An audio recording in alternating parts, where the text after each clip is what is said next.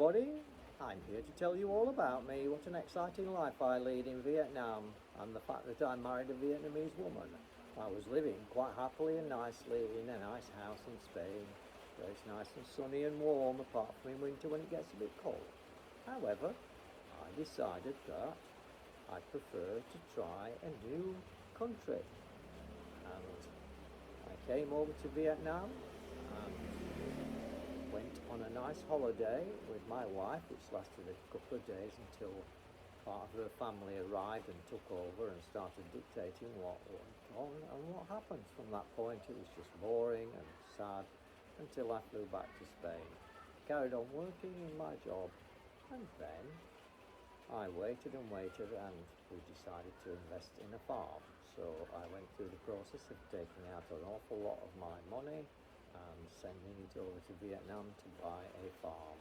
That took well on 2 to 3 months to sort out. I was travelling forwards and backwards between Spain and the UK and parts of the UK to get all the paperwork sorted, and then all got sent over to Vietnam and we bought, as far as I could tell, a farm. I got a nice picture of the land and that was it. So I stopped work and jumped on a plane out to Vietnam, bringing some belongings, and I'm getting right through here under this because it's now raining on me. Somehow it's managing to rain sideways.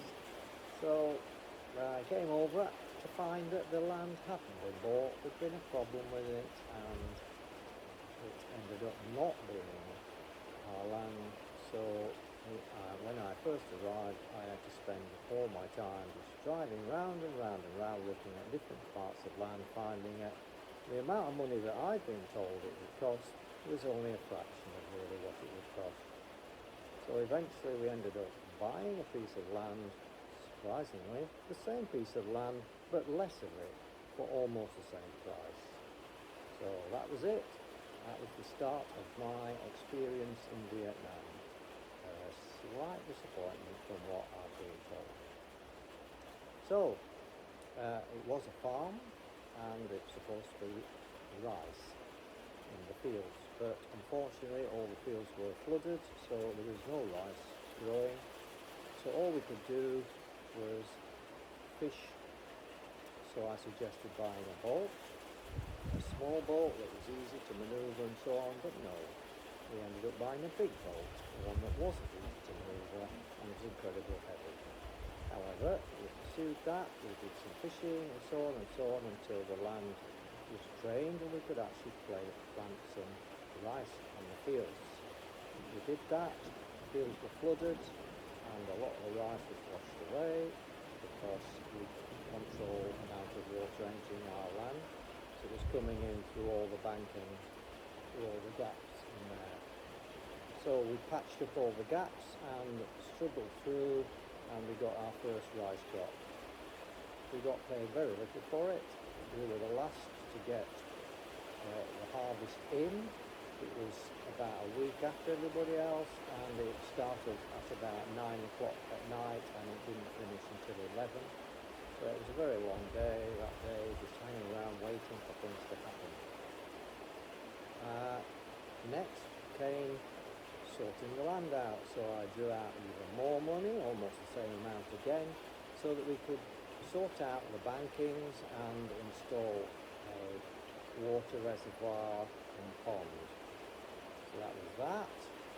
That turned into then becoming a fish pond, and for some reason trees were bought which were planted all the way around, and sort of house was built onto the land, which again cost more money, and that was it. So the next crop we got was about the same as what we'd done originally. We sprayed fertiliser on it and insecticides on it and all sorts of things, but we still got paid the same amount despite spending money on the field itself. What happened then? We got fish then, so we got fish to put in the fish pond, and then we have to start buying fish food. So we've been feeding the fish now for 2 years.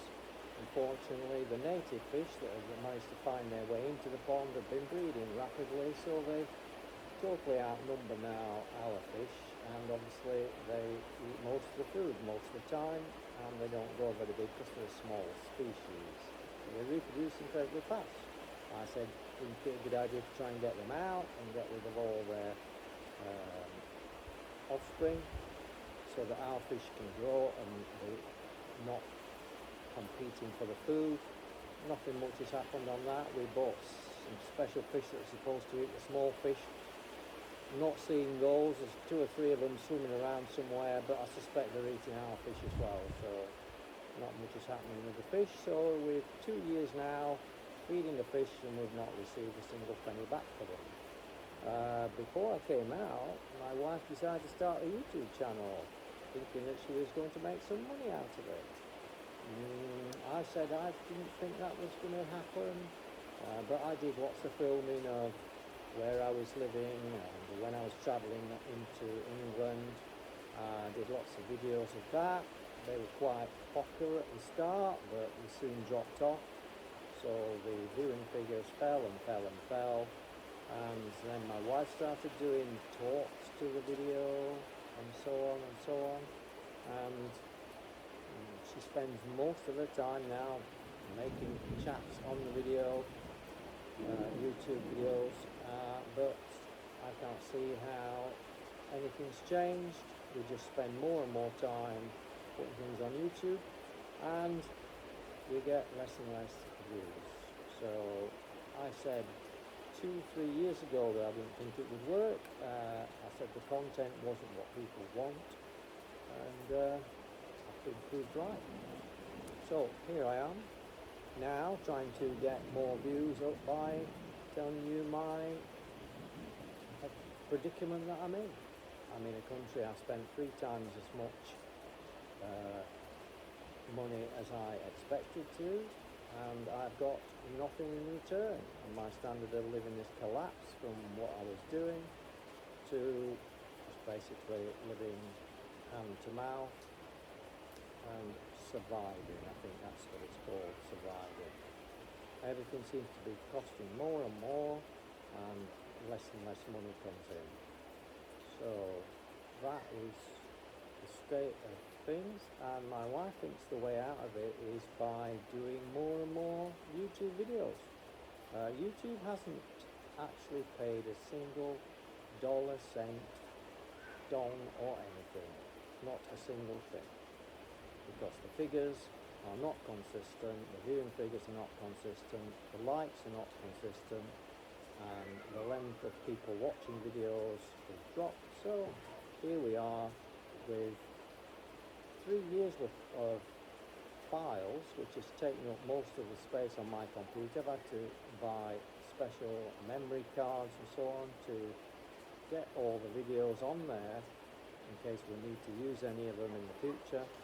And so it's been a lot of money and a lot of time putting, editing, changing the soundtracks, trying to get some viewings, but the viewings won't come because the content isn't interesting enough, it's not diverse enough. It's, from what I've seen, it's all in Vietnamese, so I don't understand a word of it, and you'll probably not understand a word of this either, but that's the way it goes. The weather is currently incredibly rainy compared to last year, and it's a lot hotter. When it's hot, it's a lot hotter, and when it's wet, it feels to be a lot wetter. The land, although, is draining better because of some suggestions I made, but most of my suggestions are ignored. It's all done in the same way it's been done for probably thousands of years in Vietnam. So we're living completely hand to mouth, as the saying goes. No money. The only money that comes in is from my pension system. If we didn't have that, we would have been bankrupt 2 years ago. We would have had no money, because it costs more money to grow the stuff and keep the stuff alive than it does what we get back. So as far as I can see, the economics of living in this lifestyle is not possible. It's being subsidised all the time from money that should be used for me to travel and see parts of the world. I've not seen anything since I arrived in Vietnam. I saw more in the 2 visits I made of, I think it was about 4 days and 5 days. I saw more of Vietnam in that time than I've seen in the remaining 3 years that I've actually lived in the country. So that's the state of play. There's parts of the world I would like to see, but there's no chance of that now because I've got no finances left. It's all been put into this farm style living in Vietnam. So that's it. Pretty sad state of affairs. There's no way out for me because I've got no money. Can't do anything now. I've made a commitment to this, and all I can do is keep putting more money into it, hoping that at some point I'll start to see a profit. But I certainly can't see how that's going to happen. I can only see it's going to get worse. So that's my 10 minutes plus of a lot of time talking to you about what's happening in my life. Basically nothing's happening in my life. It's a miserable life. When I go to land, it's too hot all the time because we don't go early enough. I said that in the first week. I said, why can't we go just as the sun's coming up so I can get 2 or 3 hours worth of work? We don't do that. We get up when it's hot. We stay when it's the hottest part of the day, and then we come back when it's cooling down. And that's it. Full stop. Anyway, it's been nice talking to you and fingering on what's happening in my life. Not a lot really. It's nothing like I expected it to be. It's pretty dire, if anything. Okay, thanks for listening. I hope you subscribe and try and get the viewing figures up. Put out the word. You know, we do really exciting videos of life on a farm in Vietnam, or life in a wet Vietnam at the moment. Bye for now.